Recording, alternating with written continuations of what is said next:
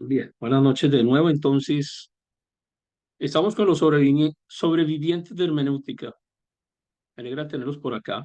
Es un programa muy interesante, pero no es un programa básico, como han podido ver. Requiere un poquito de esfuerzo, de dedicación para comprender los temas y sobre todo para aplicarlos en la vida diaria.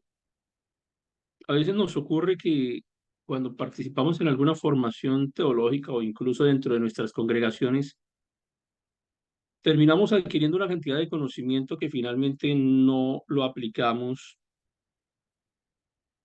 para el desarrollo de la iglesia y tampoco para nuestra vida personal, ni familiar, ni parece que tuviera ninguna aplicación en el trabajo o en los diferentes escenarios en donde nos encontramos.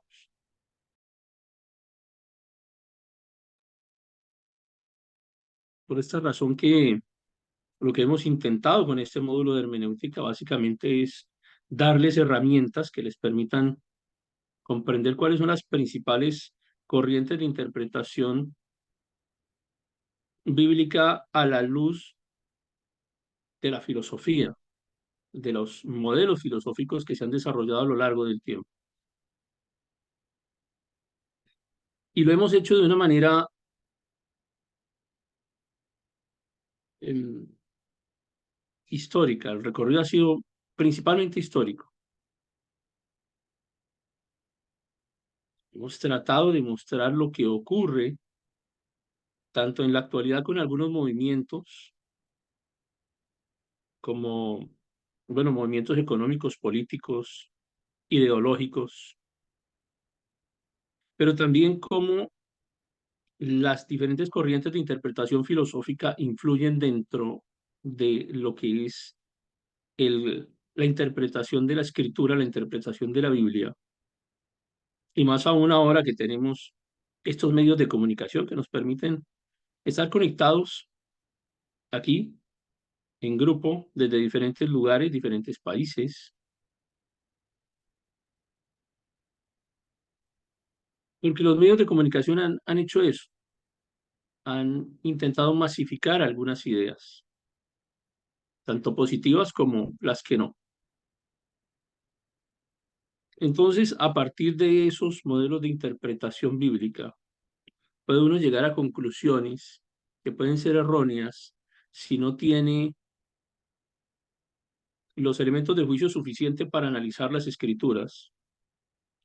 O también ocurre que podemos distraernos o terminar convencidos de hechos que son totalmente equivocados a la luz de las mismas escrituras. Pero ya lo dice el Señor cuando anuncia que muchos serán engañados, aún los escogidos. Y para que haya un engaño, significa que hay una decisión de optar por favorecer una argumentación, es decir, acepté una argumentación. Al aceptar esa argumentación, entonces, soy partícipe de esa nueva corriente que me están presentando y la cual sirve como fuente de engaño. Alcanzamos a ver al final de el 2023 algunas corrientes de interpretación que tienen la tendencia a calificar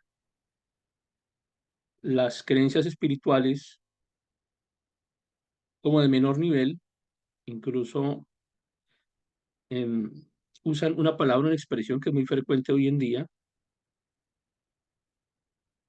alienados, alienados a quienes le dicen allí, alienados a quienes no comparten sus posturas filosóficas o ideológicas. Es como si alguien que se aprende una corriente filosófica considera que ya tiene la sabiduría máxima y al tener esa sabiduría entonces considera que es de que todos los demás son inferiores. Es muy frecuente que ocurra. Voy a pasar a compartirles en este momento la presentación que tenemos para hoy,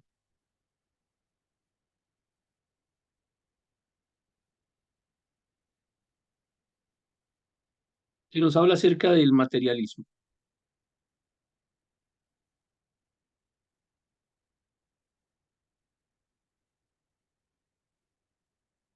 Entonces vamos a hablar hoy un poco acerca de esto, materialismo. Materialismo histórico, materialismo filosófico, materialismo dialéctico. Depende el escenario en el cual estemos inmersos, tiene una particularidad, le ponen un apellido al materialismo.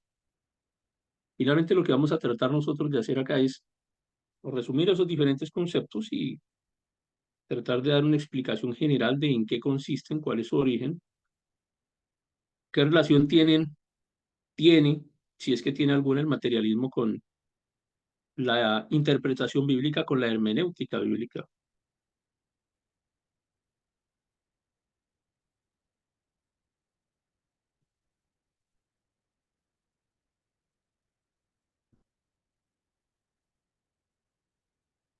Y tienen en su pantalla una encuesta. Vamos a mirar a ver qué tanto estamos interpretando acerca de lo que es el materialismo dialéctico.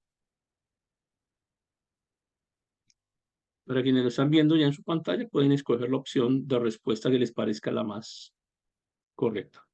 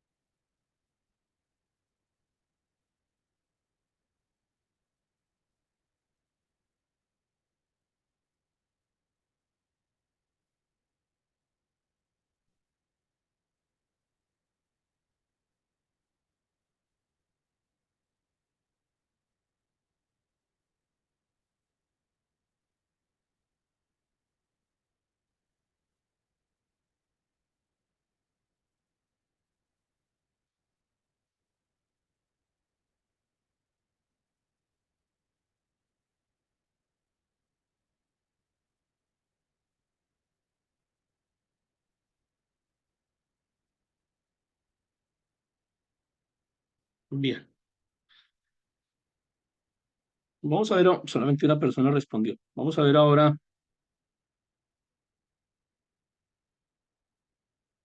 un poco acerca de el origen y la definición de lo que es el materialismo. Materialismo, la palabra, digamos que en sí misma nos lleva a una definición, ¿no? Materialismo. Materialismo, la materia. La materia es lo primario, la materia es lo más importante, la materia es lo más relevante. La conciencia existe,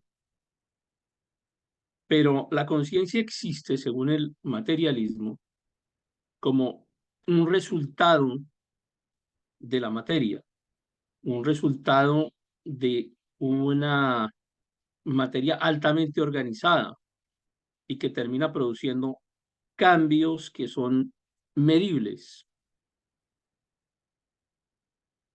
La materia es lo primero, lo primario, lo principal, lo fundamental. Y la conciencia, porque nadie puede desconocer que hay una conciencia, ni siquiera los materialistas pueden llegar a desconocerlo, por eso tienen que acudir a la definición de conciencia. Esa conciencia existe, pero esa conciencia es una consecuencia de un estado altamente organizado de la materia. Y eso es lo que produce cambios. ¿Cambios en qué? Pues veremos que están hablando de cambios en la sociedad, cambios sociales principalmente. Entonces, en el materialismo encontramos que existen realidades, pero esas realidades están fundadas principalmente en la materia. Todo lo que existe, absolutamente todo lo que existe, puede reducirse a una explicación fundada en la materia. Todo lo que existe es material. Incluso las interacciones que tenemos en este instante son de tipo material. Por tanto, para el materialismo no existe el espíritu. Y esto le da a ellos a quienes participan, quienes consideran que es correcta la interpretación del materialismo, consideran que todo lo que es espiritual está relacionado con ignorancia.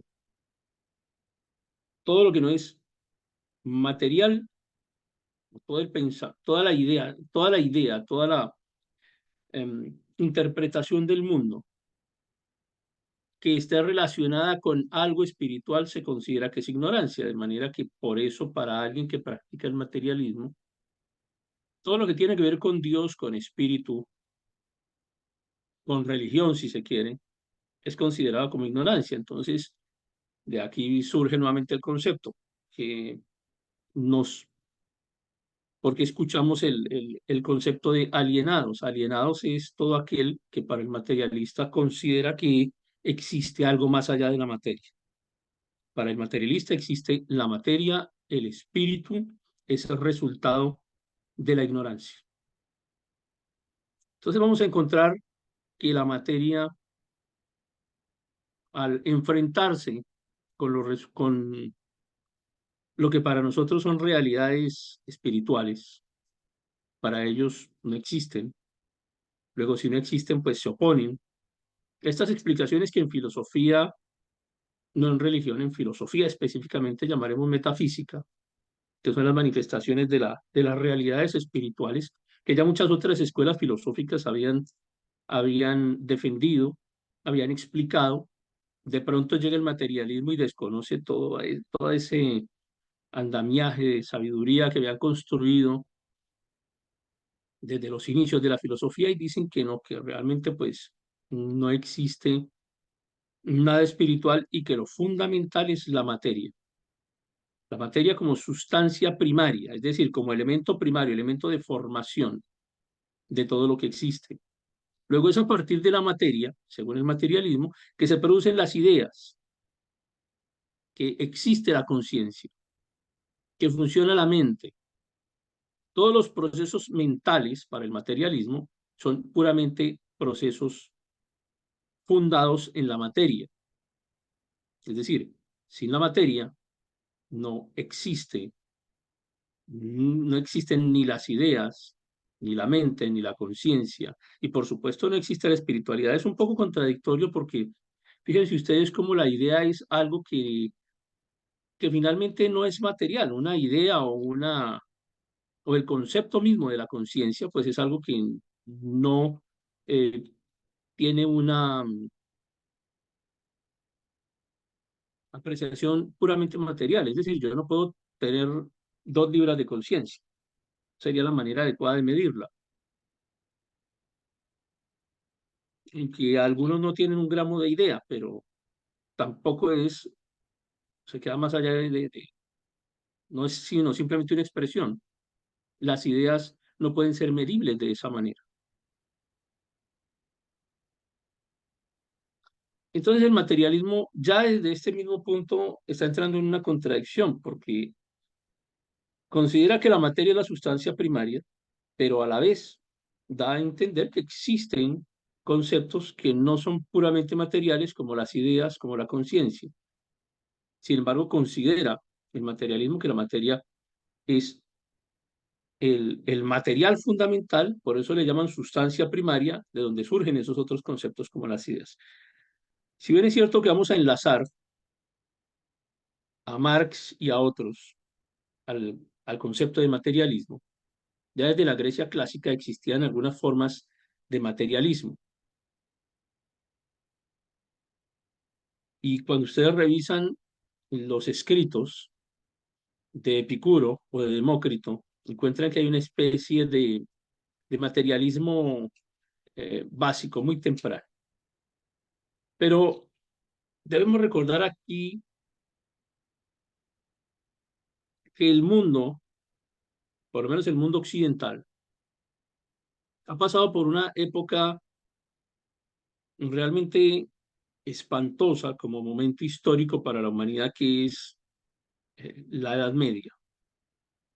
La Edad Media en donde se apagó todo lo que no fuera catolicismo. No voy a decir cristianismo, porque muchas veces hemos insistido que hay una gran diferencia entre cristianismo y catolicismo. Pero es el catolicismo el que domina en la Edad Media, es el Imperio Romano y el catolicismo quienes dominan en la Edad Media. Y en algunos momentos hay unos altibajos en donde prima el Papa y en otros momentos priman diferentes reyes o emperadores y surgen nuevos imperios y se acaba el Imperio Romano y surge el Sacro Imperio Romano Germánico y se acaba el Imperio Romano Germánico y fíjense cómo en Oriente persisten algunos de los más importantes eh, centros de desarrollo filosófico, económico y científico del mundo, y es en el mundo oriental, porque el mundo occidental está sometido al imperio del Vaticano o al imperio de la Edad Media romano-católica. Y la gente está cansada de eso. Cuando por fin vienen los movimientos de la ilustración, del iluminismo, y comienzan a surgir otros modelos de pensamiento, y ya el catolicismo deja de ser quien dirija principalmente los destinos de cada una de las personas. Entonces vienen estos nuevos modelos de pensamiento y algunos se van al otro extremo y dicen, no, no creemos en nada de lo que nos han enseñado, no creemos en nada espiritual. Aquí realmente lo que existe es lo que podemos ver, lo que podemos tocar.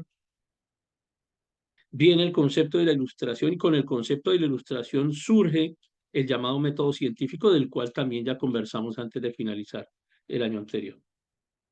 Y habíamos hablado entonces de que existe ese concepto de que no, de que hay una explicación para las cosas, de que no todo tiene que ver con la religión, de que existe la posibilidad de encontrar nuevas formas, nuevas herramientas, de hacer nuevos hallazgos, de hacer descubrimientos en la física, en la medicina, en el arte, y que no todo tiene por qué estar relacionado con la religión. Entonces, con el surgimiento del método científico, también recibe un gran impulso el concepto del materialismo filosófico, porque ya no depende de la religión, no depende de la espiritualidad y si se quiere no depende de Dios, porque realmente existe en el mundo el concepto de que la religión y Dios van de la mano, la religión católica y Dios van de la mano. Entonces, al rechazar el catolicismo, pues la gente también comienza a rechazar ese concepto de Dios. ¿A quién conocen como Dios? ¿Quién es Dios para quienes están saliendo de la Edad Media? Y uno tiene que entender que es Dios el Dios de la Edad Media es un Dios represor, es un Dios enemigo de la creación, es un Dios que castiga, es un Dios que además no ve lo que está pasando en su casa, porque si la casa de Dios es el Vaticano y el Vaticano es uno de los centros de corrupción más espantosos que existen, que puedan llegar a ser conocidos por quienes estaban allí en el medio, pues entonces, ¿qué le pasa a Dios? O Dios también es malo, o finalmente se llega a la conclusión de que no existe, porque si existiera, pues no hubiera permitido todo lo que ocurrió durante la Edad Media. Si Dios existiera, ¿Cómo es posible que hubiera permitido que sus representantes hicieran lo que hicieron? Matar niños, perseguir a unos y otros, asesinar sin piedad, inventarse las salvajes cruzadas, matarse entre ellos los representantes del papado. Ya ustedes conocen muchísimo acerca de la historia de esto. Entonces, ¿cómo es posible que Dios exista y que a la vez exista la maldad en el mundo? Que era una de las preguntas con las que terminábamos ahora en diciembre anterior. ¿Cómo es posible que exista la maldad? ¿Cómo es posible que si Dios existe, existan niños que sufren, existan niños que mueren de hambre, existan personas con enfermedades terribles? ¿Cómo es posible que si Dios existe, exista el sufrimiento y exista la maldad? Y comienzan a llegar a la conclusión de que pues finalmente Dios no existe, porque si no es capaz de evitar todo lo que está ocurriendo, si no es capaz de evitar una tragedia natural, si uno es capaz de evitar una catástrofe, si uno es capaz de evitar que mi familiar muera, si uno es capaz de evitar las tragedias sociales que existen en el mundo, si uno es capaz de evitar que un dictador se perpetúe en el poder y que abuse de un pueblo, entonces, pues si no es capaz de eso es porque no es omnipotente, y si no es omnipotente, pues es porque no es Dios, y si no es Dios, pues es porque finalmente no existe. Entonces la gente se siente un poco desamparada también en sentido espiritual. ¿De quién van a depender? ¿De quién van a depender espiritualmente? De Roma. Si Roma es un foco de corrupción. ¿De quién van a depender como ejemplo moral? Del Vaticano.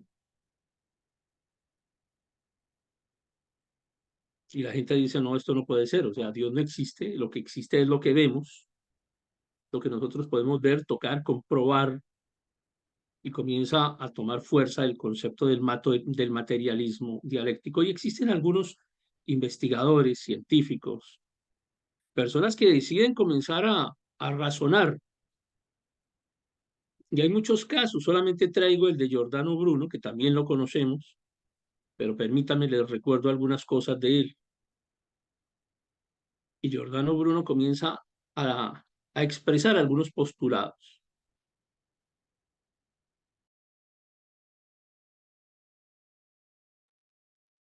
Y dice, la naturaleza es infinita. Y además él era astrónomo. Y comienza a ver la grandeza del universo y la extensión del firmamento. Y a pesar de que no tenía los poderosos telescopios que tenemos hoy, comienza a entender que el universo es demasiado grande y que el Sol no es el centro del universo, que el Sol es apenas el centro de nuestro sistema solar. Y que no solamente el Sol tiene planetas a su alrededor, sino que existen otros planetas también que giran alrededor de otros soles. Y que existen otros mundos que están hechos de la misma materia que está hecha esta Tierra, este mundo. Y él comienza a pensar que todos esos otros planetas también están poblados. No tiene cómo definirlo en su momento, pero él piensa que al existir otros soles, otros planetas, también tiene que haber vida en esos otros planetas. Entonces él dice, bueno, ¿de dónde surge la vida? Y la vida tiene que surgir de algo, pero ellos están peleados con Roma, ellos están peleados con la religión, ellos no creen en un mundo espiritual. Entonces surge el concepto de que la materia es la que produce la vida, la misma materia produce la vida. La materia es madre de todas las cosas y la materia produce vida. ¿Por qué produce vida? Porque tú tienes, existen los árboles y los árboles crecen de la tierra y hay muchos árboles que no fueron sembrados, sino que crecieron de forma, ellos lo piensan, de forma espontánea, de manera que la misma materia produce vida. y comienzan a ver cómo muere un animal. Y de pronto de ese animal muerto, pues ellos no tenían conocimiento de la microscopía ni de la microbiología. Comienzan a ver un animal muerto y descubren que de allí salen gusanos y que surgen moscas. Y dicen, hey, es que existen nuevas formas de vida que se producen de forma espontánea, surgen de la misma materia y se pueden producir nuevas formas infinitas. Y el hombre también, el hombre es parte inseparable de esa tierra que produce vida, de la naturaleza que produce vida. Y es la forma como comienzan a explicar la, la creación del hombre, la aparición del hombre, la aparición de la vida. Es por la observación de lo que existe alrededor.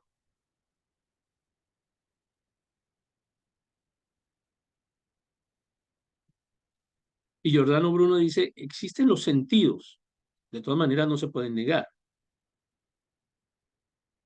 pero también existe el entendimiento y también existe la razón. Los sentidos que nos permiten entrar en contacto con el medio. Tengo frío, puedo tocar algo, puedo transformarlo, puedo sentir el material, los materiales, puedo sentir sabores, puedo ver colores, puedo sentir perfumes, tener gusto para los alimentos. O sea, no puedo negar los sentidos, pero tampoco puedo negar que existe la razón. Y la religión bloqueó la razón. La religión impidió que se desarrollara el mundo, el conocimiento. Y algunos comienzan a viajar y salen del medioevo romano, porque incluso en el medioevo romano viajan hasta Oriente y encuentran que el mundo árabe es un mundo desarrollado, mientras en Occidente, bajo el imperio del Vaticano, no se podía siquiera pensar en farmacología o en medicina o en tratar una enfermedad. En Oriente ya habían desarrollado hasta la cirugía, mientras que en Occidente todavía se seguía pensando que el Sol era el centro de todo el universo conocido. En Oriente hacían cirugías de cataratas, tenían un conocimiento avanzadísimo. Lo que no teníamos era ni medios de comunicación, ni medios de transporte, ni internet, y al que se atreviera a decir algo en contra de Roma, pues lo mataban.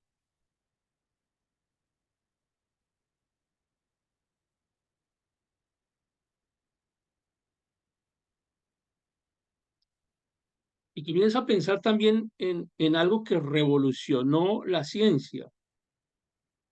Y comienza a hablarse de lo que es infinitamente grande, porque él se da cuenta que no es solamente la Tierra lo que existe y el Sol no es el centro del universo, y eso le dolió mucho a la religión,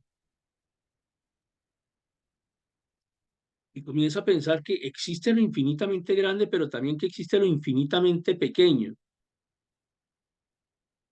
Es decir, comenzamos a, sin tener todavía los medios para poder hablar de, de lo micro, del microscopio, de lo muy pequeño, del átomo. Él estaba sentando las bases teóricas, por lo menos, de que existía algo que era infinitamente pequeño. No sabía cómo se llamaba, no tenía idea qué era, pero pensaba que existía.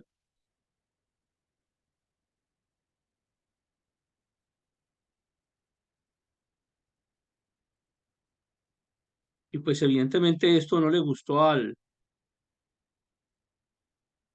organización romana.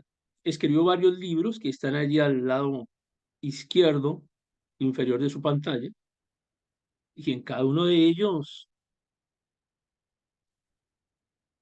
lanza una bomba que estaba dirigida contra las bases del catolicismo y lo llevaron a la Inquisición. La imagen que tienen de fondo es un relieve en bronce, está ubicado en Roma y que muestra ese proceso de lo que fue el juzgamiento de Giordano Bruno en la Inquisición. El Papa Clemente VIII, uno de los favoritos del catolicismo, lo asesinó porque dijo pues que el Sol no era el centro del universo y todo esto. Y escribe dos libros que fueron el detonante para que el Papa de Roma ordenara su asesinato. La expulsión de la bestia triunfante. Imagínense ustedes semejante título. La bestia triunfante, dirigida al papado. El misterio de Pegaso tenía un documento anexo que se llamaba El asno de Quilen. El asno, refiriéndose nuevamente al papado, pero refiriéndose no solo al papa, refiriéndose a los teólogos de aquella época, a todos los sacerdotes de aquella época. El asno de Quilen. Bueno, eso le costó la vida, pero evidentemente hoy en día sabemos quién tenía razón. Parece que los asnos definitivamente sí eran quienes lo estaban juzgando. Todo esto llevó al concepto de que hay que darle prioridad a lo material, que no puede ser que lo espiritual esté al mando de semejante bestias triunfantes o de semejante montón de asnos, si ellos son los que manejan la espiritualidad, la religión, si Dios está con ellos, o sea, realmente ese Dios es o muy perverso o muy torpe. Acá tenemos que comenzar a pensar, porque existen las sensaciones, pero también existe la razón y el pensamiento. Entonces, muchísimos siglos después, viene Carlos Marx, y desarrolla este concepto, que es el del materialismo histórico. Y entonces hay un análisis de la sociedad y de la historia. No vamos a referirnos a Carlos Marx en profundidad como persona, porque fue un vago mantenido que nunca hizo nada, que vivió de otras personas, se casó con una mujer que tenía muchísimo dinero y cuando lo echó, entonces se fue a conseguir otra, pero este es un vago que nunca trabajó en nada, que nunca generó un empleo en su vida, que nunca tuvo un negocio, pero que desarrolló esto que se llama el materialismo histórico como un enfoque filosófico. Y a esto sí nos vamos a dedicar a... Ese es el objeto de nuestro análisis. Cómo analizar la sociedad y cómo analizar la historia desde el materialismo. Ese fue su pensamiento, esa fue su idea. Y comienza a hablar de que hay algo que tiene que hacer que la sociedad avance. La sociedad tiene que avanzar y ha venido avanzando por alguna razón, porque evidentemente hay un avance histórico que podía incluso en época de Carlos Marx, que hace mucho, podía evidenciarse, que son las relaciones de producción. Él se enfoca en esto, en la producción. Entender la sociedad, entender el avance histórico, pero ¿a partir de qué? Ya no a partir de la religión, ya no a partir del catolicismo, ya no a partir de la espiritualidad, sino a partir del materialismo y a partir de las relaciones de producción. Relaciones de producción, cómo se produce en la sociedad, porque toda sociedad produce. Ustedes están en este momento escuchando lo que hablamos acá porque tienen un dispositivo móvil que les permite tener acceso a la pantalla, acceso a la voz, porque hubo un proceso de producción que llevó a la creación de los bienes de consumo que nos permiten tener esta interacción. Relaciones de producción, cómo se producen esas relaciones de producción?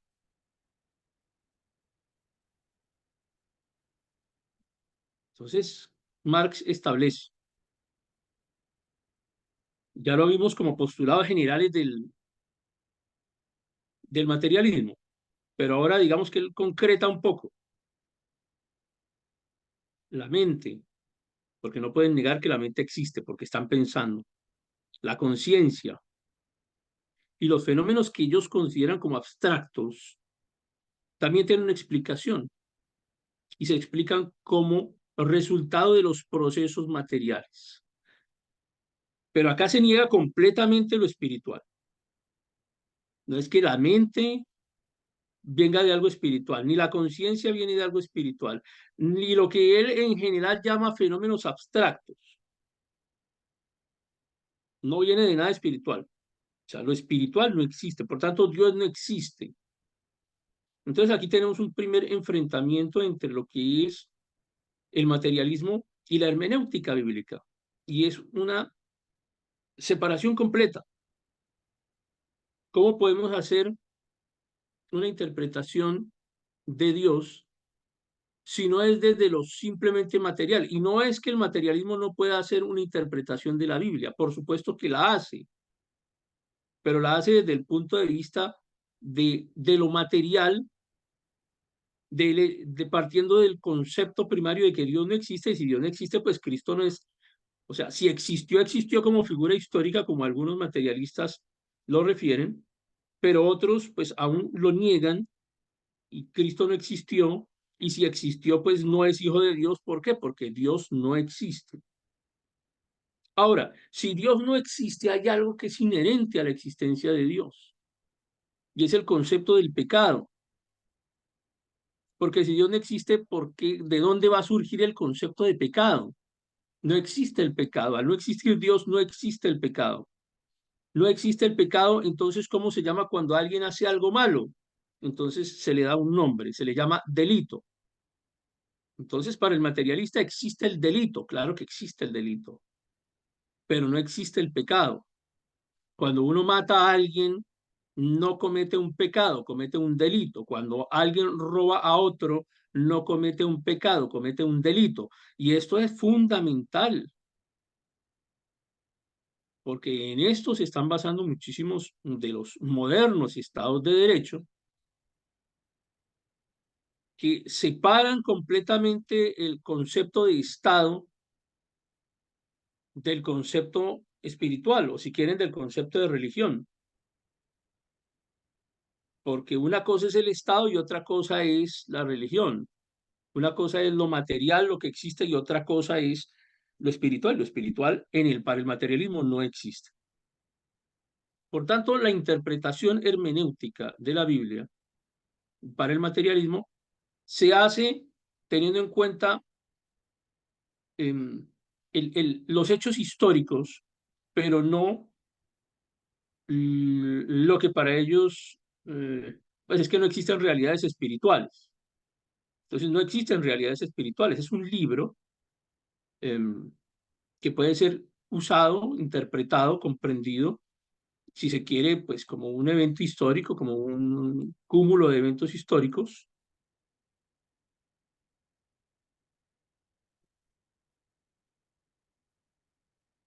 y no tiene ninguna interpretación definitivamente espiritual. Comienza, digamos, a afinarse el concepto de materialismo. Y ahora hablamos de materialismo dialéctico, dialéctico, de, de conversar, si se quiere, de dialogar, pero más allá de eso, de argumentar, ¿no? El materialismo dialéctico, decimos, se centra en el cambio y en el desarrollo de la realidad, pero recordando que siempre es una realidad material. Y aunque no haré un énfasis en Engels, no puedes separar a Marx de Engels.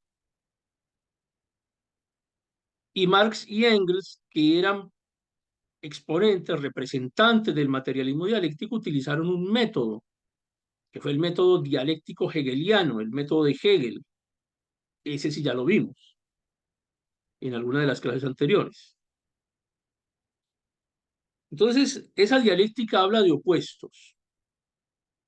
opuestos que entran en conflicto, fuerzas que entran en conflicto. Y hay una síntesis, recuerden, la síntesis que es el resultado final, el método hegeliano.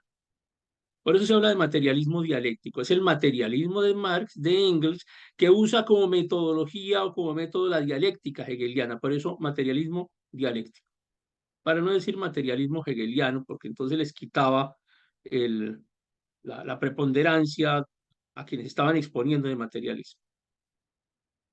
Pero siempre van a haber fuerzas opuestas y siempre va a haber un resultado final, y el resultado final pues debería ser un avance social. Entonces vamos a encontrar cómo la dialéctica está vista, o más bien se aplica, se puede usar en el entorno natural, pero también se puede aplicar a la sociedad y a la historia. Y entonces dicen ellos que la historia finalmente es el resultado de la lucha de clases y que todo lo que existe actualmente, pues todo el material, es resultado de esos cambios, de esa lucha, de ese cambio social, de esas contradicciones que existen en el medio social y que están ligadas a lo que llamamos el modo de producción. Modo de producción es diferente a medio de producción. Entonces aclaremos esto. Me perdonan lo simple para quienes ya conocen estas definiciones, pero el modo de producción es, por ejemplo, el capitalismo. El capitalismo es un modo de producción. La forma como se organiza la sociedad para producir, para generar riqueza, para generar desarrollo, para generar nuevos productos, para generar el avance, finalmente es un modo de producción. Luego, el socialismo es un modo de producción, el comunismo es un modo de producción, ya tienen perdida la pelea si van a hablar con alguien acerca de comunismo y de socialismo, porque el comunista por lo general siempre le va a preguntar, y defíneme qué es comunismo. Siempre comienzan por ahí, pues, tienen 100.000 interpretaciones diferentes, entonces tienen cómo acomodarse fácilmente. Pero el materialismo finalmente destaca, es eso, las contradicciones internas en los procesos de cambio que son inherentes a los modos de producción. Luego, la Edad Media tuvo su propio modo de producción, que fue el feudalismo. Era el modo de producción. Que luego entonces fue cambiando hacia capitalismo, que es un nuevo modo de producción. Eso es modo. El medio de producción es otra cosa. El medio de producción es la máquina con la que se produce. Entonces el motor, la herramienta, el martillo, el robot, la cadena de producción, eso es un medio de producción. El modo de producción puede ser feudalista, capitalista, etcétera, y el medio son los instrumentos que se utilizan para que ese modo de producción sea eficiente. De esa manera van produciendo, según Marx y Engels, van produciéndose esas fuerzas de cambio que logran, según ellos, el desarrollo, la transformación. Es también un poco contradictorio esto porque los cambios más importantes no se producen en medio de la discordia, los cambios más importantes se producen en medio de los acuerdos. Cuando todos vamos para el mismo lado, logramos cambios que son verdaderamente importantes. Cuando cada uno tira para su lado, difícilmente se logra un avance.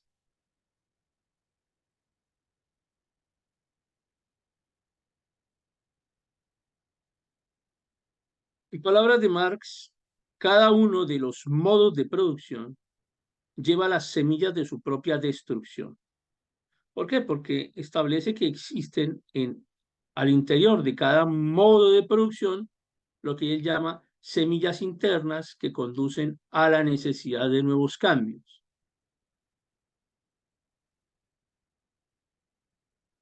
Y entonces surgen los intelectuales de la filosofía que se ponen a pensar en cuanto a lo que dice Marx y dicen, bueno, vamos a analizar acerca del materialismo. Y comienzan a ver que existen algunas fallas en el modelo. Por ejemplo, el reduccionismo. Es que no todo es material, no todo puede ser material.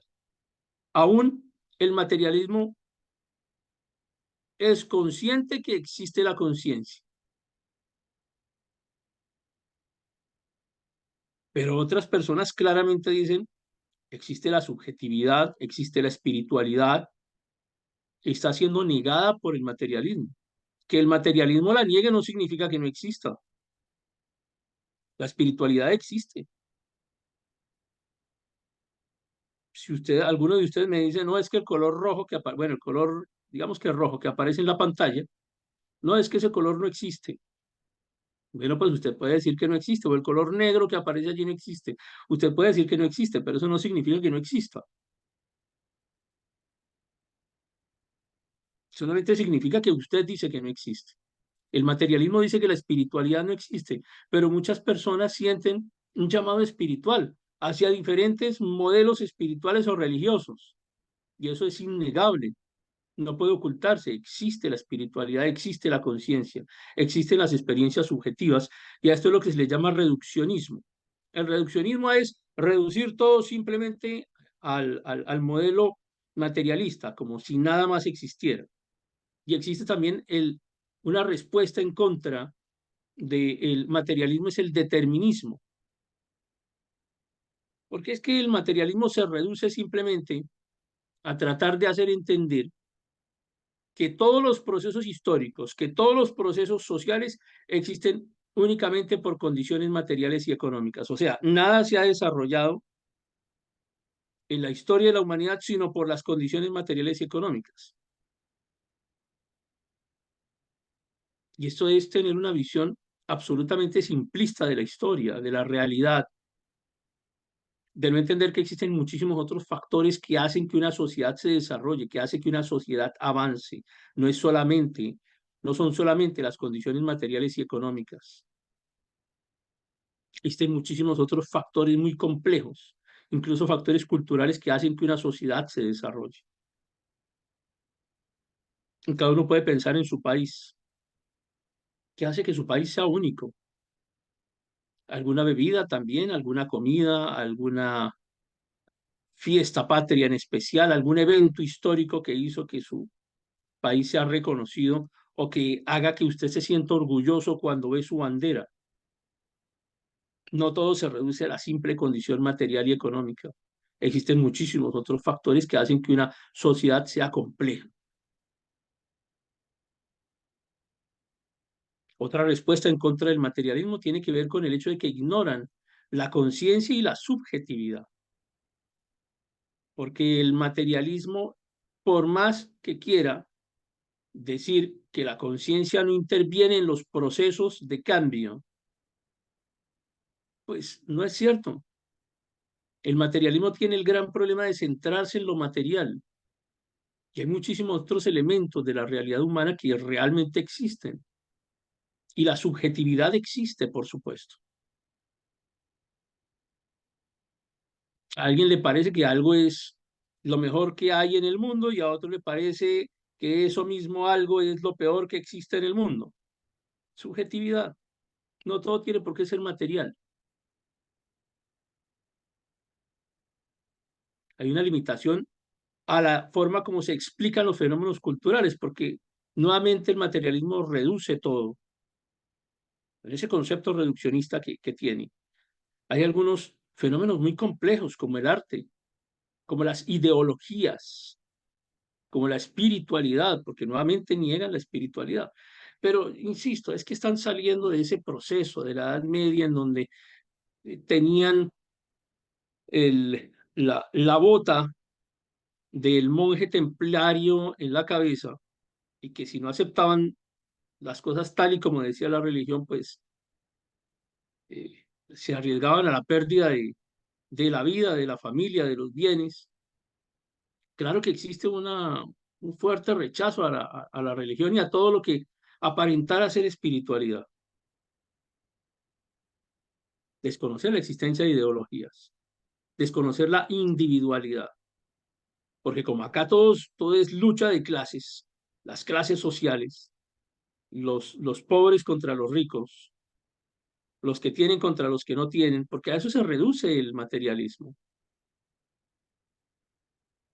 ¿Y dónde quedan esas acciones personales que hacen que cada uno tenga cosas por qué sentirse bien a pesar de tener o no tener.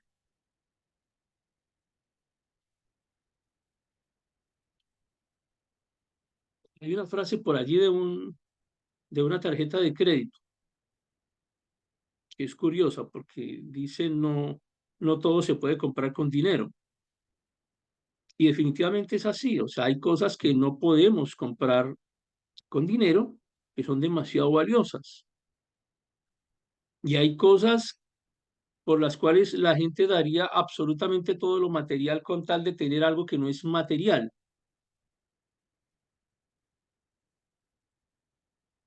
El arte, las realizaciones individuales, el propio desarrollo social. No considerar la individualidad, sino considerar todo lo que existe como el resultado simplemente de clases sociales, de cómo se desconoce el esfuerzo de las familias en favor de su propio progreso. Porque si esto fuera simplemente lucha de clases sociales, entonces,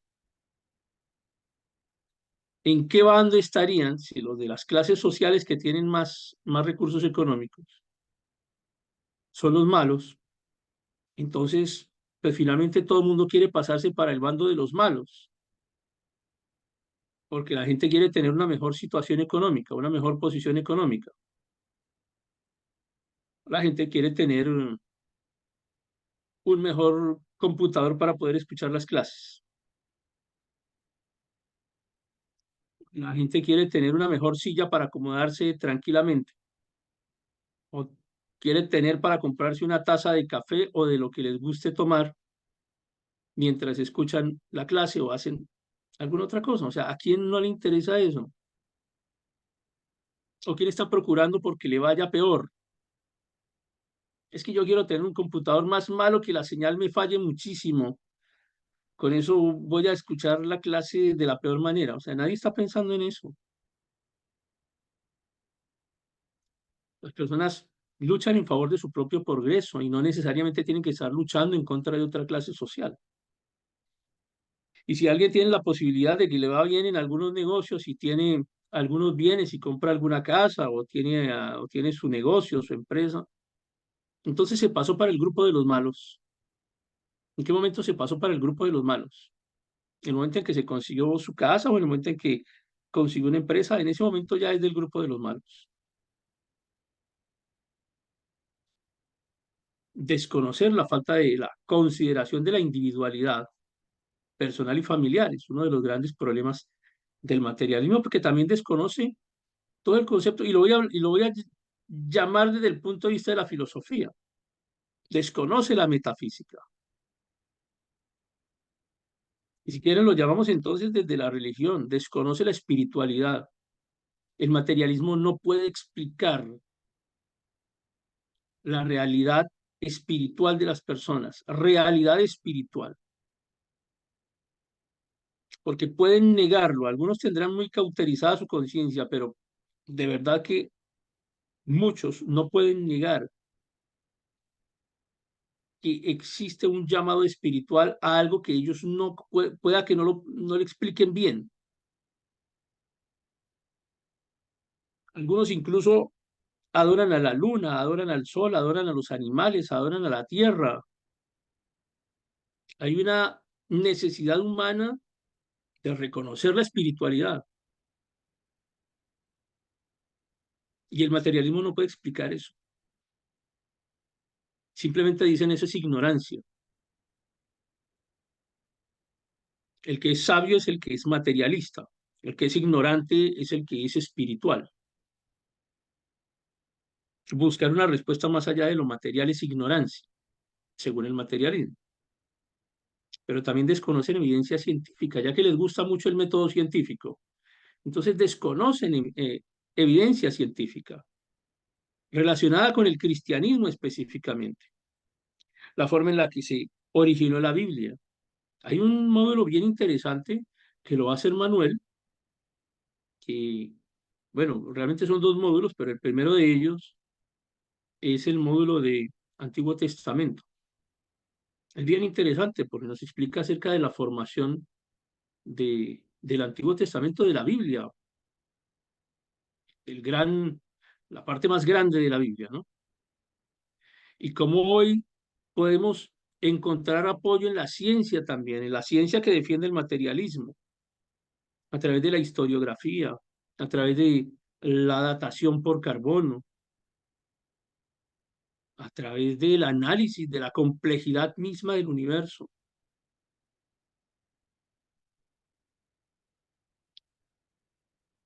El problema es que el materialismo deja todo al azar. La creación existe porque sí, y fue necesario que le dieran una explicación, entonces se dieron, bueno, parte del materialismo se basa en la teoría del Big Bang, pero es que el problema es que la teoría del Big Bang no surgió desde el materialismo, surgió desde una posición religiosa. Fue un religioso católico el que propuso la teoría del Big Bang. Y luego se lo robaron los materialistas diciendo que Dios no existe, sino que todo lo que existe surgió del Big Bang. O de la, el origen espontáneo de la vida. Esto es bien complejo. Ni siquiera nos vamos a atrever a hablar de la complejidad de un ser humano para tratar de hablar de la complejidad de una célula. Ni siquiera eso, para tratar de hablar de la complejidad de una molécula de ADN, lo complejísima que es una molécula de ADN. Una simple molécula cuya creación al azar es prácticamente imposible, pero el materialismo se lo deja todo al azar, a eventos fortuitos, aleatorios. Y hay algo que dice Marx y que dice el materialismo, con lo que evidentemente, pues yo estoy de acuerdo, y es que el marxismo-leninismo sostiene que la religión es el opio del pueblo. Y yo pienso que sí, que tiene la razón. En esta no se equivocó el materialismo. La religión es el opio del pueblo. La religión,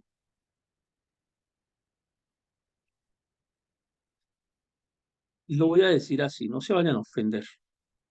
La religión embrutece. Sí, estoy de acuerdo, completamente. La religión, no estoy hablando del cristianismo, como una forma de vida. Siempre hemos estado en contra del cristianismo religioso, del pseudo-cristianismo, del cristianismo que impone normas, formas, y esto se tiene que hacer de la siguiente manera, y el protocolo, y la liturgia, y si cantamos antes de la prédica está bien, pero si cantamos después de la prédica no, eso no se puede hacer. O si tomamos la ofrenda al comienzo, no, eso no se puede hacer, hay que hacerlo al final. O si alguien solicita una donación para la congregación, entonces tampoco se puede hacer.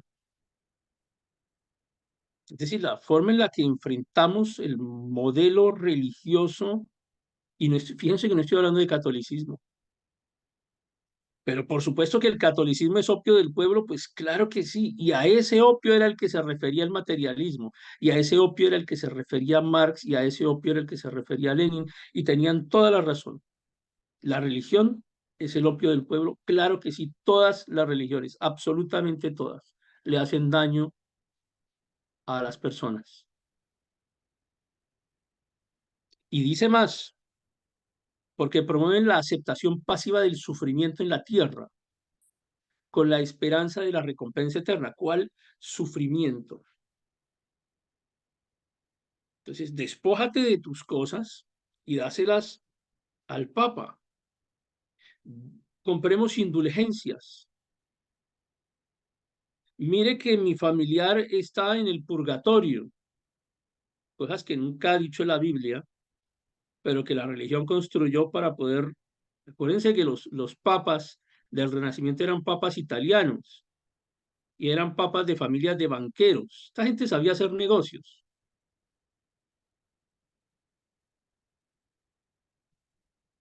Entonces el tema del purgatorio es un concepto que surge precisamente allá en el Renacimiento, porque había que construir dinero, porque es que el papado con qué se sostiene, o sea, la carroza de oro en la que viaja el papa, eso qué. Cuando el marxismo-leninismo sostiene que la religión es el opio del pueblo, no se refieren al cristianismo que usted y yo profesamos, porque no lo conocen, no lo conocieron y aún no lo conocen, y no lo conocen por culpa de nosotros, no lo conocen. Así que cuando ellos se refieren a las religiones como opio del pueblo, principalmente se estaban refiriendo al catolicismo y decían, es que la religión no puede existir, esto es una enfermedad, esto es una plaga. Las religiones no pueden existir. Además existe lo material y la conciencia es resultado de lo material. Y pues Dios no existe, porque si Dios existiera no existiría la maldad en el mundo, ni la pobreza, ni la miseria, ni las enfermedades, ni la muerte, ni las catástrofes naturales, ni el dolor, no existiría nada de eso, porque si Dios existiera no permitiría que eso pasara. Y si existe Dios y permite que eso pase, entonces es malo, y si es malo, pues entonces no es Dios. Y si no es malo, pero permite que pase, pues simplemente es porque no puede, y si no puede tampoco es Dios, finalmente Dios no existe. Entonces surge el concepto del ateísmo. Y el ateísmo es bien interesante para los materialistas, porque les quita el concepto de pecado y les deja el concepto de delito. Desaparece el pecado y se mantiene el delito. El delito existe y hay que responder por el delito, pero lo que no existe es el pecado, porque Dios no existe.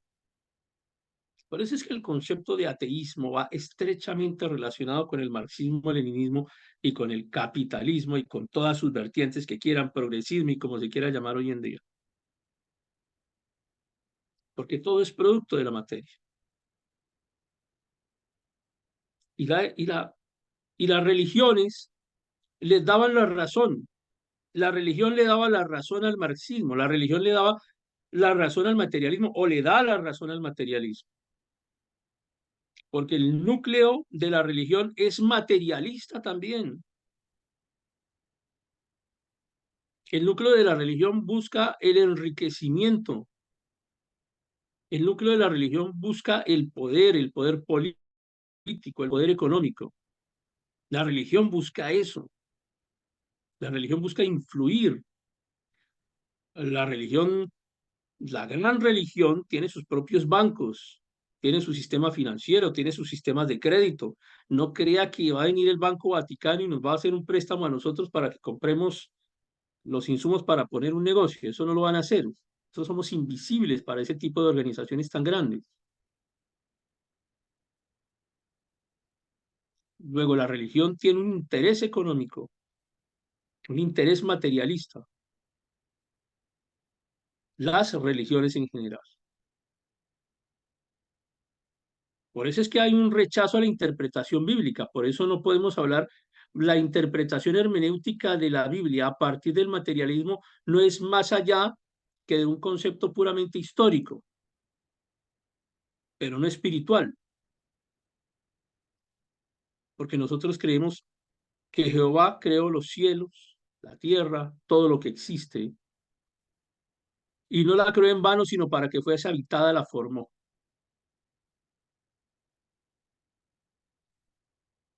Entonces, allí se enreda el materialismo porque tiene que darle explicación al origen de todo lo que existe y no puede, de de una forma clara, ni siquiera con la evolución. Es que los que se creen evolucionistas no pueden desde un punto de vista científico confirmar la evolución.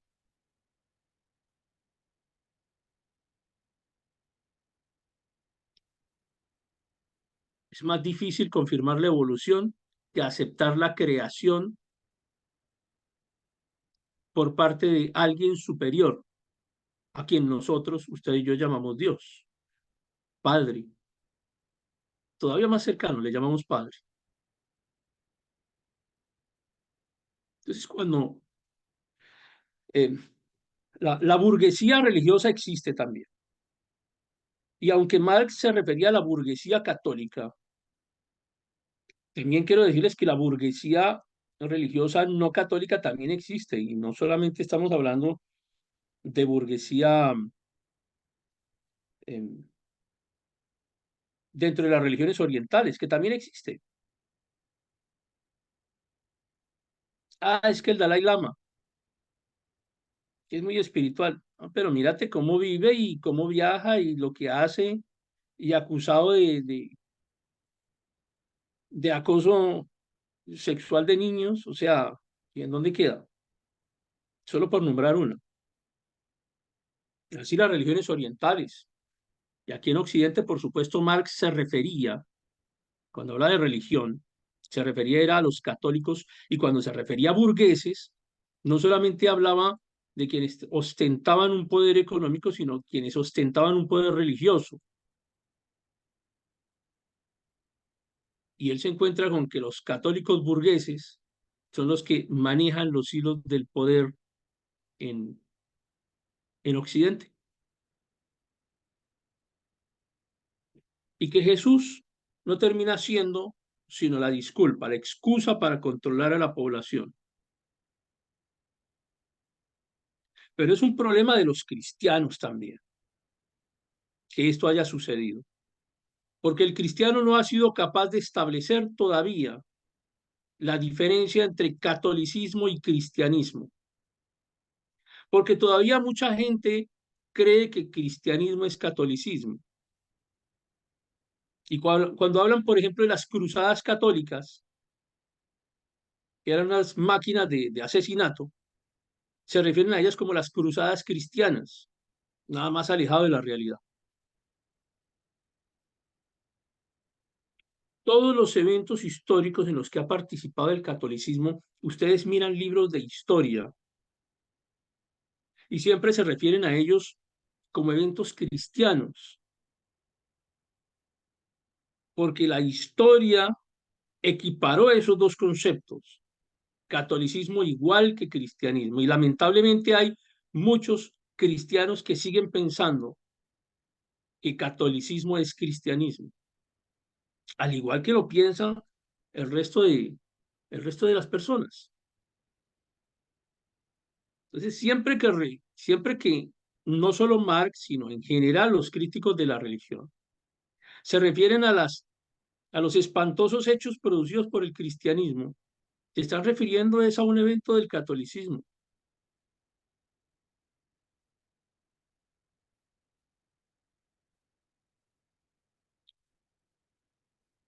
Y hay un análisis, una interpretación de la filosofía marxista-leninista que nos dice que todas las religiones y que todas las iglesias modernas son órganos de reacción burguesa u órganos de manipulación burguesa.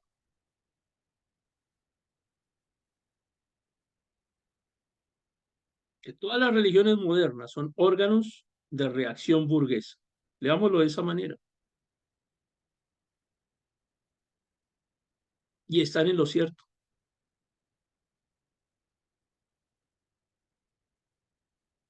Las religiones están concebidas para explotar a las personas. Y llegan más allá y dicen, utilizados para la explotación, miren esto, y estupefacción de la clase trabajadora. Estupefacción. Han escuchado la palabra estupefacto, ¿no? Que se queda sin capacidad está tan asombrado, se queda sin capacidad de reacción, sin capacidad de análisis, sin capacidad de respuesta, inmóvil. La religión está hecha para inmovilizar a las personas. Lo que pasa es que Marx dice, no habla en general de la población, sino, bueno, todos somos trabajadores, por eso habla de clase trabajadora. Y hay una clase que es la clase burguesa, la que explota a la clase trabajadora. Pero está hablando desde el punto de vista de la religión. Son las religiones las que explotan a las personas, pero claro que sí tiene toda la razón. Esto no se lo podemos negar a Marx. Las religiones están hechas para explotar a la gente en sus creencias, en sus ideales, en sus bolsillos, en su futuro, en sus sueños, para quitarle la capacidad de soñar, para quitarle la capacidad de crecer a la gente, para quitarle la capacidad de enfrentarse dignamente a una vida que es muy corta, difícil, y le quitan la posibilidad de vivirla ni siquiera plenamente, sino de una forma medianamente agradable. La religión amenaza. La religión es un sistema represivo. Sí, perdónenme que lo diga yo, pero la religión es un sistema represivo. Oye, no viniste el domingo al servicio, te vas a ir para el infierno.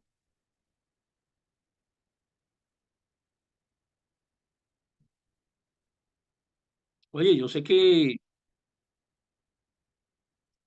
no estás contribuyendo lo suficientemente con la iglesia. O sea, ya estás condenado, te estás condenando. Y pilas con con el siguiente pago del mes porque te estás condenando. Vas a perder la salvación. Y no es que esté en contra del diezmo, yo soy un defensor del diezmo y de las ofrendas. Por supuesto que sí, pero no como medio de manipulación. Y mira cómo te vistes. Te pusiste un colorcito en los labios. Estás usando un anillo. Te pusiste un manto de colores perversos. Te vas a ir al infierno. Y de esa manera la religión manipula.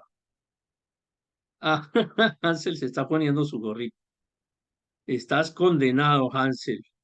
Eso no lo aceptamos en la religión, en nuestra religión. No, y además tiene,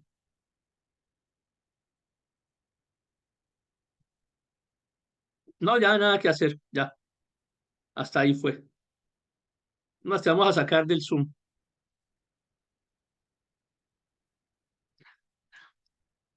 Ese tipo de cosas, de manipulaciones religiosas, hacen que finalmente la gente se sienta mal. ¿Por qué voy a ir a una iglesia a la que me siento de esta manera? No estoy hablándolo como cristiano, estamos hablando como un ciudadano X que ha estudiado algunas de las cosas que hemos visto y que sabe algo de filosofía y que ha estudiado algo de materialismo. Y llega a la iglesia y entonces no traiga esos zapatos, no traiga ese vestido, no hable de esa forma, tiene que utilizar el siguiente lenguaje sacrosanto porque si no, no hace parte del plan de salvación. Cantidad de cosas que inventa la religión. La religión daña, la religión es perversa. Y dice Marx, la miseria religiosa es por una parte la expresión de la miseria real y por otra la protesta contra la miseria real. La religión es el suspiro de la criatura oprimida, el alma de un mundo sin corazón, porque es el espíritu de las condiciones sociales sin espíritu. Este Marx debería haber sido predicador, debería haber sido pastor. Lástima que fue materialista. Pero el análisis que hace Marx de las religiones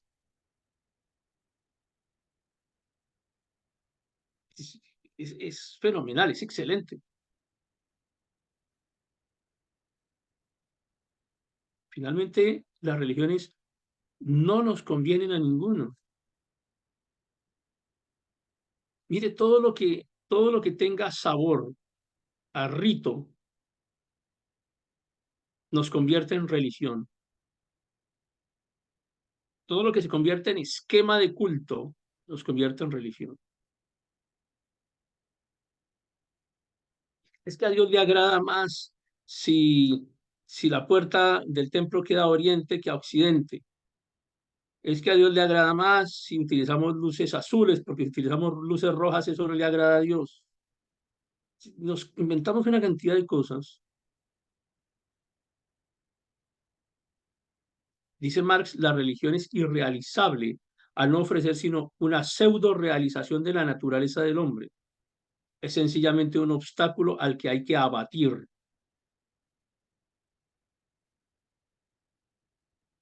Y otra vez estamos de acuerdo con Marx.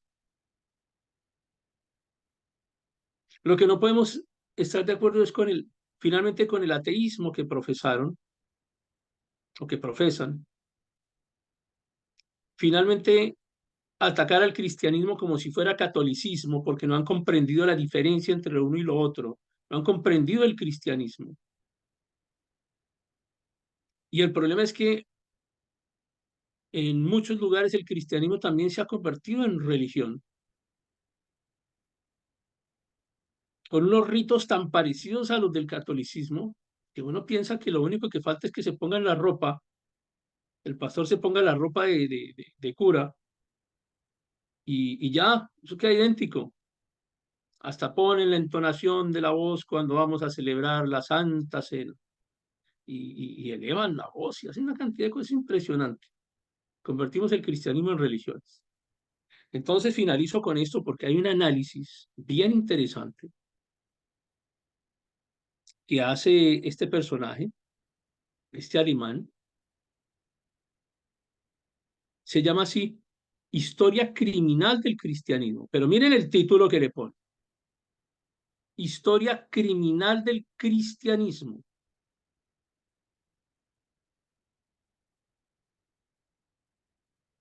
Y se está refiriendo al catolicismo,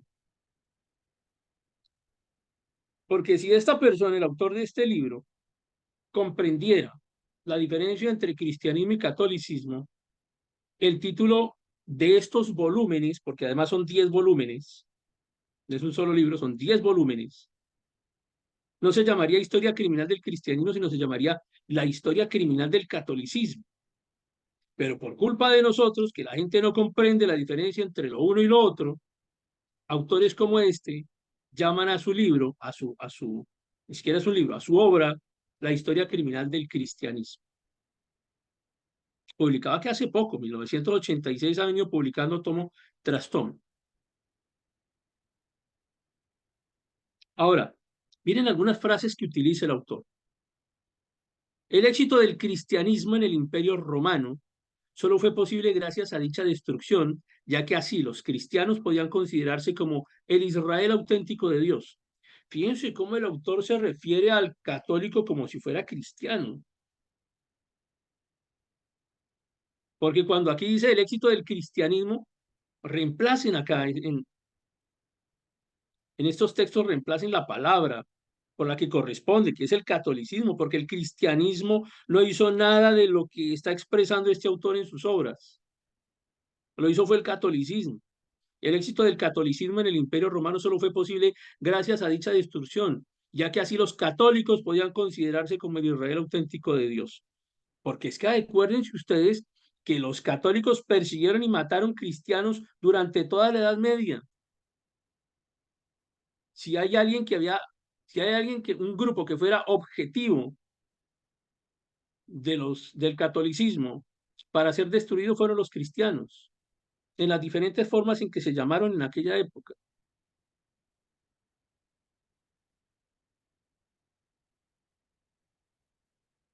El antisemitismo medieval católico comienza en el Nuevo Testamento y continúa con la reinterpretación de la Iglesia como Nuevo Israel. Doctores de la Iglesia.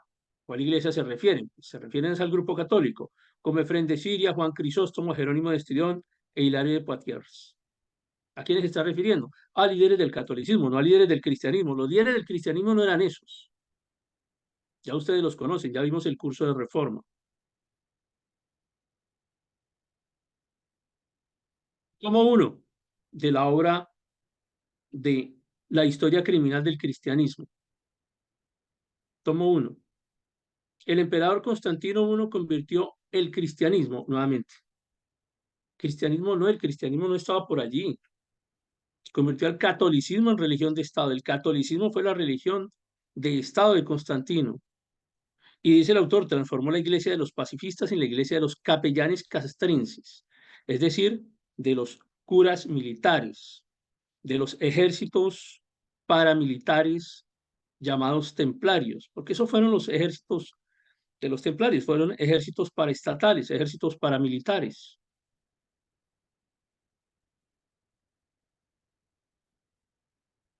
En el tomo 2 relata las condiciones como los de la antigua Roma, condiciones como las de la antigua Roma, son características para las condiciones de la iglesia romana.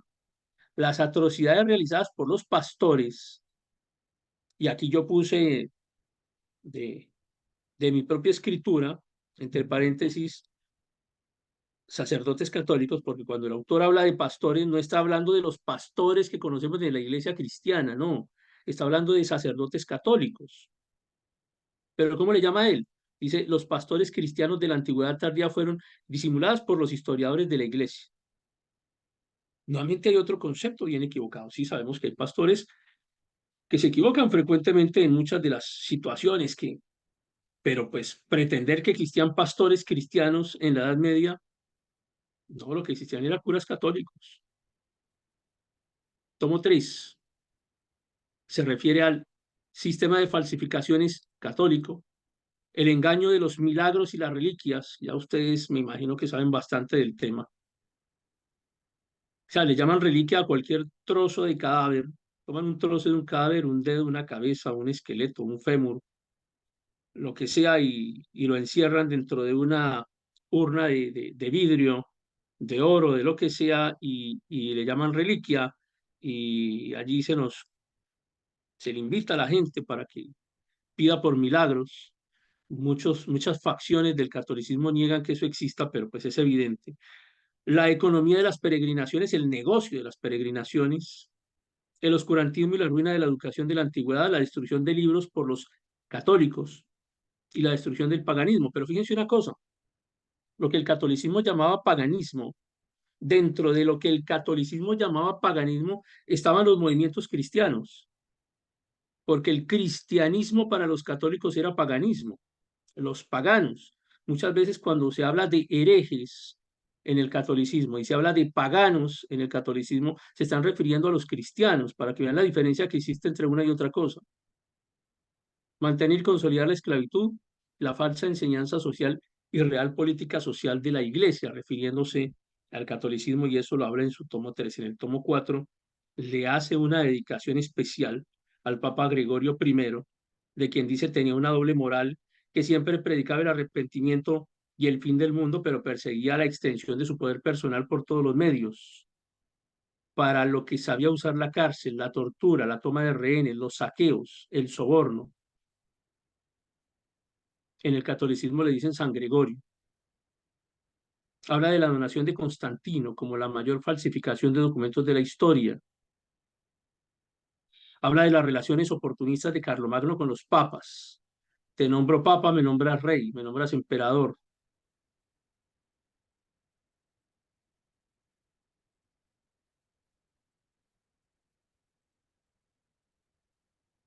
Sigue el recorrido por los papas, tomo 5.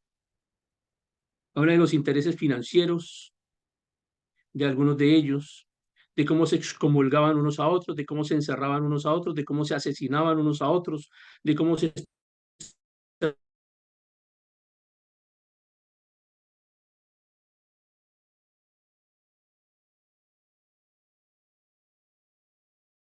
séptimo, a quien el autor llama un Satán agresivo, que en la querella de las investiduras consiguió triunfar sobre el emperador. Recuerdan ustedes el evento del paseo de Canosa, eso lo vimos también allí en el curso de Reforma contra Reforma. Habla de los cismas, de las cruzadas, de las masacres en diferentes lugares de Europa, no solamente en Jerusalén. Habla en el tomo 7 de el aterrador Inocencio III, de Inocencio III el sanguinario, le dicen en la historia. Este era el papa de las cruzadas, le dicen el papa sanguinario, entre otras cosas porque fue el que más cruzadas inventó. Habla de la cruzada de los niños. Como estaba, el catolicismo perdía todas las cruzadas, siempre perdían las guerras. Las cruzadas eran guerras, guerras de invasión. Entonces un día se les ocurrió que iban a enviar primero a los niños, porque como los niños, dejad que los niños vengan a mí, entonces Dios no iba a permitir que los niños murieran y los mataron a todos. Cuando habla del exterminio de los paganos del Nordeste, está hablando de grupos religiosos no cristianos, pero también de cristianos principalmente. Y también habla de cómo mataron a los judíos y de cómo se estableció el modelo de la Inquisición, que dicen hoy en día que no, que eso la Inquisición no fue nada, que es que estamos exagerando. Nos recuerdan a este personaje, Julio, al Papa Julio, que siguió después de los Borgia, ¿no? Ni que hablar de los Borgia, pero bueno, hoy en día también el catolicismo culpa a los Borgia de todo lo que pasó o sea, si hay un papa malo fue los Borgia. Lo que pasa es que Borgia fue el único papa que no era del imperio romano-germánico como tal, ni era italiano ni romano como tal, sino que era español. Pero está hablando del homosexualismo dentro del papado, de las luchas internas, de cómo compraban los votos, de cómo repartían riqueza para comprar los votos para quedarse con el papado. Y alcanza a mencionar allí a lo que llama las luchas contra la oposición interior. Está hablando de los reformadores, de Wycliffe, de Hus, del concilio, lo que ocurrió en el concilio de Constanza, recuerdan, de Lutero, de la guerra de los campesinos alemanes, algunos de los eventos por los cuales ya viajamos también. Tomo 9, la aparición de los temibles jesuitas, asesinos, asesinos con sotana, los jesuitas, que tenían carta blanca para resolver el problema del cristianismo, el catolicismo atacando al cristianismo. Una de sus principales herramientas fueron los jesuitas. Si estuviesen hoy en día en nuestra época, les llamaríamos sicarios. Una gente espantosa, aterradora, encargados de matar cristianos. Y luego relata el holocausto americano, de cómo llegaron a América a causar un genocidio también. Los españoles todavía dicen que vinieron a salvarnos de nosotros mismos. Y tienen un problema grandísimo con México. Dicen que México es lo que es gracias a los españoles, porque ellos evitaron que, que los salvajes mexicanos se comieran entre ellos. Una cosa espantosa lo que defienden hoy todavía, lo que defienden hoy el común de la creencia española de lo que ocurrió en América. Toca algo acerca de la contrarreforma, habla de eh, Ignacio de Loyola, habla del confesionalismo y finalmente en su último tomo, que no salió hace mucho tiempo, habla de la decadencia del papá, de la caída del papá.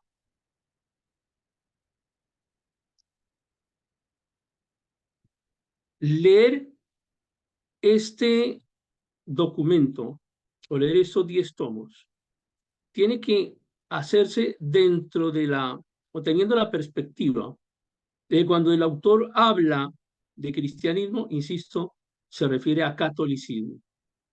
Si usted quiere ver los espantos de la religión en el mundo, déle una leída, así sea uno de estos tomos por curiosidad.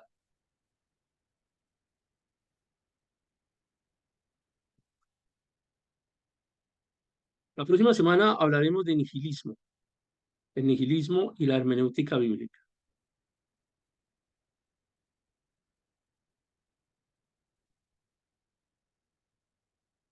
Bien, de esta manera llegamos hoy entonces al final de esta retoma de nuestro módulo de hermenéutica.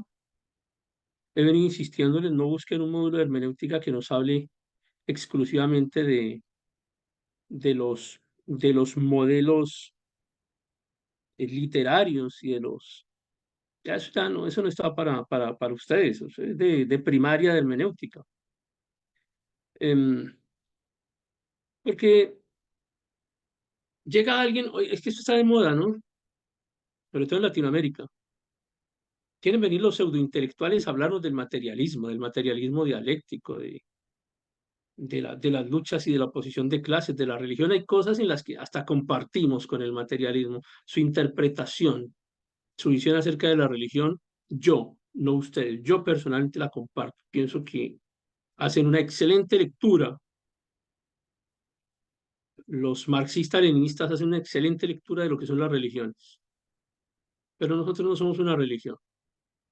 No podemos llegar a ser, no podemos caer en la equivocación de convertirnos en una religión, ni siquiera dentro de nuestras congregaciones. Si bien es cierto que el cristianismo es multidenominacional, no podemos llegar a convertirnos en una cantidad de multipequeñas religiones que terminen practicando lo mismo que han practicado las grandes religiones en la historia.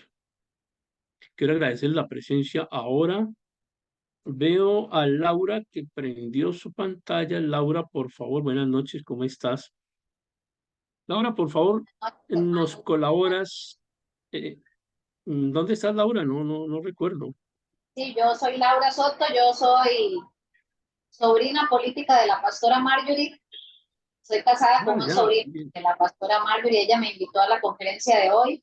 Muy bueno el tema, súper clarito. No contesté porque definitivamente estaba completamente perdida con el tema, pero súper claro, bien Está bien. explicado. Mejor no lo pudo haber explicado, hermano. Está muy bien explicado. Muchas gracias. Muy A usted, interesante. Laura, muchas gracias. Y vivo en Costa Rica. Despídenos, por favor. Despídenos, por favor, con una oración. Bendícenos a todos, a quienes están acá y a quienes van a ver este video posteriormente. Sí, Señor.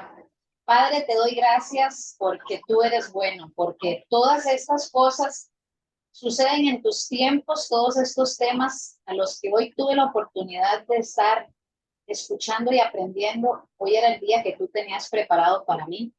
Gracias por todos estos hermanos que han venido preparándose, Señor, en la Universidad de Corrientes, con todos estos temas tan importantes, Señor, sobre hermenéutica, sobre materialismo y demás temas, Señor, que han tratado. Permite, Señor, como decía el hermano al inicio de la charla, que puedan aplicarlos, que puedan transmitirlo a la congregación, para que nosotros podamos entender muchas cosas, inclusive, Señor, cómo abordar esta temática con gente que niega la existencia de Dios. Danos la sabiduría, Señor, y bendice a mi hermano como profesor y que cada semana que él prepara y los diferentes profesores preparan los temas, bendíceles para que mis hermanos que están recibiendo los talleres los atesoren y los puedan poner en práctica. En el nombre de Jesús, bendigo sus vidas, Padre. Amén. Muchísimas gracias. Tenemos un tema extra. Hansel nos va a colaborar con geografía bíblica a partir del próximo lunes, creo. Yo ya estoy en primera fila, Hansel. Estamos esperando, confirmado, 7 de la noche. Es un módulo que estamos esperando desde el año pasado. Así que no se, no se queden sin verlo, sin participar. Va a ser de verdad muy interesante. En serio que sí. Entonces, Hansel, te esperamos el día lunes, 7 de la noche. Sí, sí, claro que sí, Muchísimas gracias. por acá nos vemos el lunes. Esta necesidad surgió de que estudiamos la escritura y la escritura está llena de sitios geográficos que generalmente en el momento de leerla, de leer la Biblia, pues los pasamos rápido o a veces no tenemos ni idea de por qué se mencionan o cuál es la importancia. Y Tierra Santa se conoce en Israel, entre el cristianismo en Israel, como no, el quinto evangelio, porque estando allí en los sitios uno entiende realmente a mayor profundidad la escritura. Entonces, la intención de lo que vamos a estudiar es que podamos entender estos aspectos eh, sin haber ido todavía, ¿no? Porque yo espero que en algún momento todos los que estamos aquí tengamos oportunidad de ir, pero sin haber ido todavía, pues podamos entender algunas situaciones culturales y algunas situaciones de costumbres para que la lectura de la escritura sea mucho más enriquecedora, ¿no? Entonces, bueno, pues primero Dios, el lunes empezamos con todo esto. Muchísimas gracias. Bueno, bendiciones, que descansen. Gracias, profesor Ricardo, y a todos los hermanos que están por ahí, a Hansen también, pues agradecer que ya próximamente vamos a tener ese otro curso, o ese módulo, como se le llama realmente, y también con gran expectativa. Todavía tengo aspectos en la memoria de lo que tenía que ver con pensamiento crítico y, y todavía Así es. pienso muchas veces eso es una falacia, ese hombre está hablando con falacia, es un pensamiento falaz, así que con gran expectativa también para lo próximo. Lo Bendiciones a todos. recomiendo. Excelente Muchas tema y gracias, excelente Roger, expositor. Marjorie, Judith, a todos. Buenas noches. Bendiciones. Buenas noches. Y todo va incluido por la misma ofrenda. Chao, chao.